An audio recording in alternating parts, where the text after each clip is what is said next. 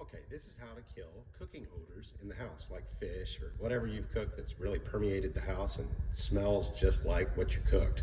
So what you get is some cinnamon, organic, I call it powdered cinnamon, okay?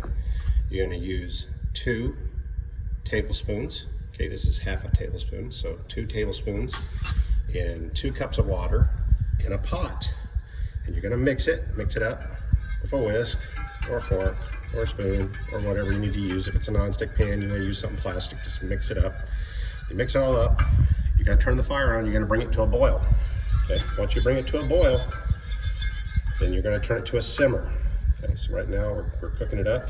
The smell is already starting to permeate through the house right now. We cook some fish and it kills the odor, it just stops it, okay? So once you get that started and once it boils, you gotta watch it, stay with it, keep stirring it. Once it boils, then take it down to a good simmer, turn it down to a simmer.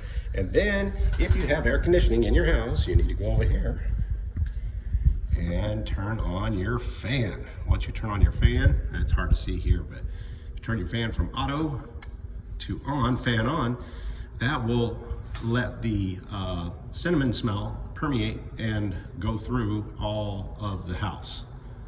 And that will make things smell so much better, and you won't have to smell that nasty fish or whatever else you cooked that has stunk up the house. Good luck, God bless, works for me.